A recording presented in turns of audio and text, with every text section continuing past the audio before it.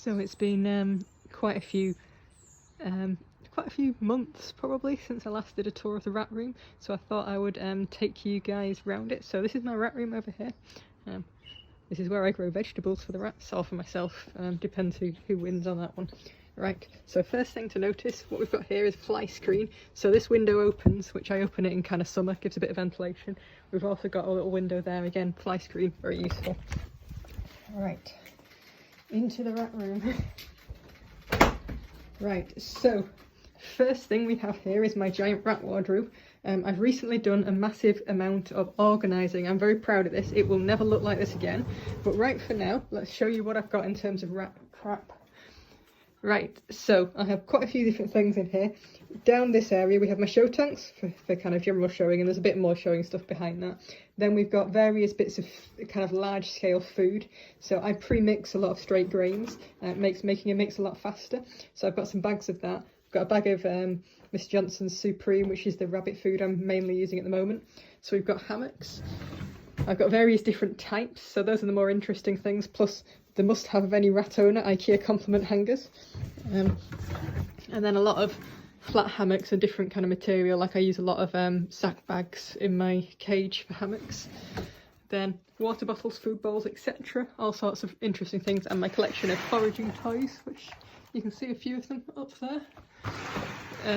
This is just stuffed full of random crap that don't fit any other boxes really, plus some cooling heat pads for different weathers.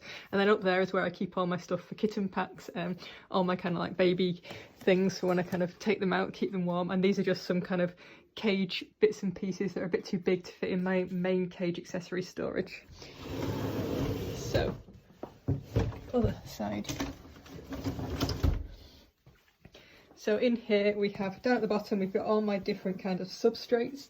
So I've got bales of, small bales of kind of card, which I use in the baby cages mainly, and Back to Nature, which tends to go in kitten packs. But then I have some bigger bags of Back to Nature, which are my own stuff there. And some nesting material and some bed mats, which I don't use very often, but I use it in show tanks and some of the baby cages and such. And then hay, good old dust-free hay, which I use kind of a lot in my setups. Then these two shelves are all different ingredients for my kind of rat mixes. The one up there I use in kind of to make things like moo mix, soakable mixes, or kind of like to top up oldie stuff, so that doesn't get used as often. That's where all my processed grains, herbs and veg live. This is any other rabbit mixes that I find. I tend to get a small bag, chuck it in there, mix it up, and then stick it in my main mix each time. Science Selective will go in there.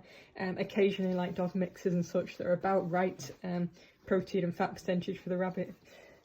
So I just kind of chuck it in there for interest.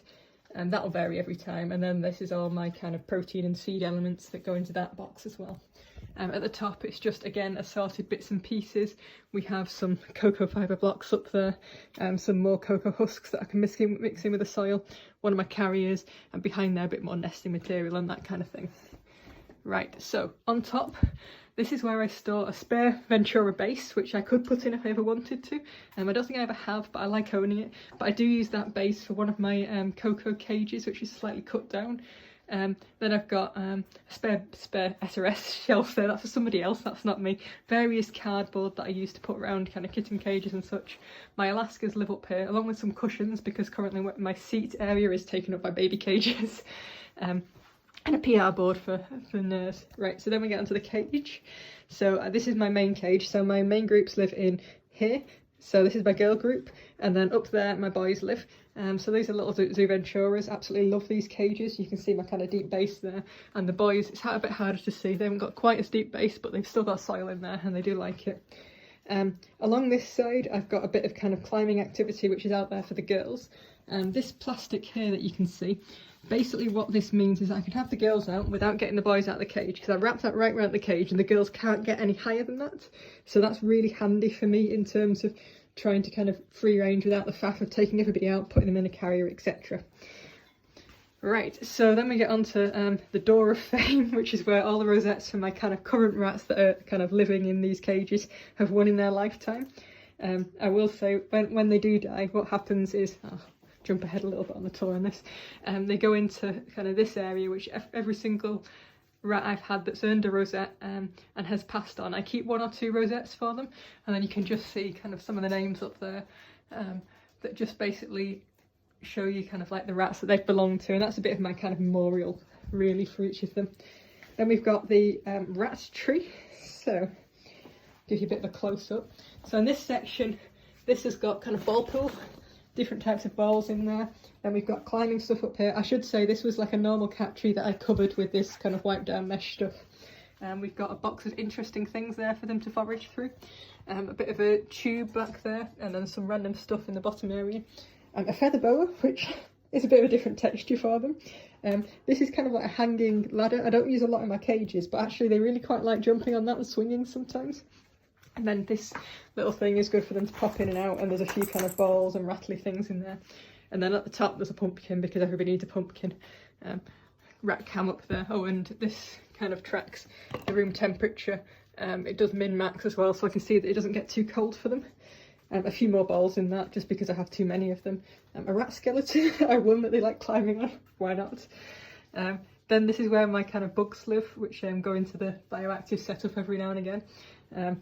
Weighing scale for weighing food out. That's eggs for them later on today, because it's Easter Day. Happy Easter. This is my kind of little mini feeding cage setup. At the moment, Mog's spending a few hours a day usually in there to get a bit of extra food, because she doesn't eat very much. I have another cage there. Those are also used for hospital cages, intros, etc. This is my rat weighing setup. So I'll put that on and zero it, pop the rat in. Because there's a little cube in there, they stay there just long enough for me to get a weight off them, which works well. And these tubs are what I weigh all my rats' food out in. Just put them on there. And interestingly, they all weigh the same, even though this one is much bigger than these little things. They weigh exactly the same, so I can just zero the scales and that works well. A few spare bowls. This also does temperature, but also does humidity, which is why I've got that one. It's quite high humidity in here at the moment. It's rained recently and I've had the washing machine on, so that doesn't help. Being boring. Then we've got TV, which I put on when I'm free ranging the rats sometimes for extra noise. Then along here we have baby free range setup. That's basically currently set up for a lot of water play, because it's been quite hot here recently. So we do have a bit of a fountain whenever that starts working. That just presents water in a slightly different kind of aspect, so they quite like that. Running water is a bit more interesting than to still, but I can add peas to this area. Other thing with this is just a paint tray. I've put stones in there to make that level higher because I've got babies, but there's still a deep bit of water there that they can play in, so it's kind of different things for them. Shelves where I store my supplements, a bit of soakable mix, which is that bit just there, and then there's some interesting things including my rat skeleton and various kind of like, oh, these are water supply for my bugs. They also have food up there, so they get their own diet as well. Some treats that are handily out of the way of the rats being able to get to them. In theory they can from there, so we'll see how well that works. This is the window. I keep this open most of the year, apart from winter.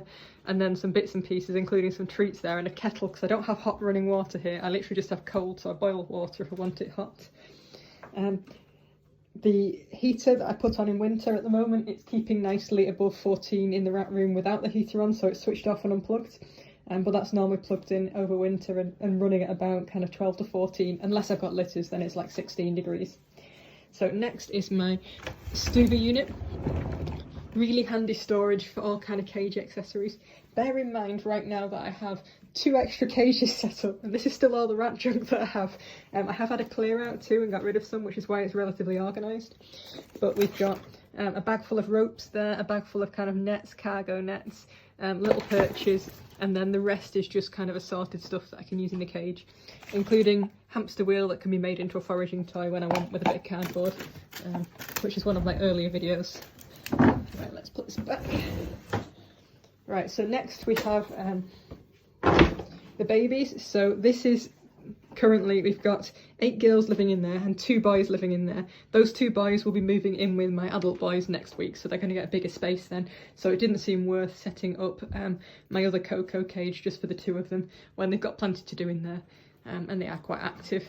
But that next week that'll be back up into the kind of top cage up there. So the girls are living in a full-size Coco.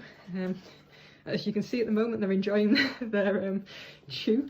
This is just a bit of pumice stone and good calcium source for them. They're going to enjoy the eggs they have later on. They just need to cool down a bit because they've only just boiled. Final bits and pieces, stepladder, because if you have a cage this height and you're trying to get and clean out there, or get somebody out who's being awkward and not coming down, you need a stepladder, so that's usually out most of the time. And then a couple kind of bits and pieces, oh, and filming stand there. But that's basically it.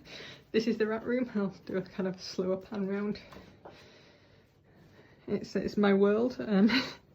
Oh, I should note, the floor here is painted concrete, which I just cleaned yesterday, which is why there's weird kind of patches on it. I don't really know, it must be detergent or something. But painted floor is absolutely great for rats because it kind of like is easy to clean. Doesn't get all my soil stuck in it because the rats do like kicking soil out. You can see we've got Foo here. He's having, oh no, not Foo, sorry, that's Wick, she's grown up. The rats are still kind of just about eating their breakfast, which they had not so long ago. Hey babes. And we have, I think that's Chocobo, who's eating and ignoring us. Yes, miss, you have got visitors. She's like, what? They got their breakfast a little while ago, because most people have gone to bed or are staring at us like Snufkin. But yes, there's still a few that are resolutely eating or trying to find the very last of the food. All the boys are watching us because they're creepy. When I say boys, she's a girl, but she's spayed, so she counts as a boy. So that's basically it. Eclipse says hello. And so does Magpie. But yes, this is the rat room. We also have lights, which is lovely. Running water. Oh, the kind of tumble dryer and kind of washing machine and freezer I don't really use for the rats. It's technically a utility room, though it doesn't much get used for it. Though I will say that currently has rat washing in. Oh, I should show you this actually, because this is something I recommend for all rat owners. This is a stable bag. You put all your rat stuff in it, wash it, and your washing machine doesn't get full of crap, and you can also dry it in that as well. It takes a little bit longer. But they're kind of quite big volume, and they're for stable tack really, but they're an absolute must-have if you're doing rat washing and you want to save your washing machine. So yeah, they do get used for rat stuff sometimes, but they're mostly for us. And the freezer has got some rat veg at the kind of the bottom shelf, but the rest is all kind of our stuff. So that's my rat room. Hope you enjoyed the tour. Goodbye from the babies that are a lot more awake than the rest of them, and bye from me.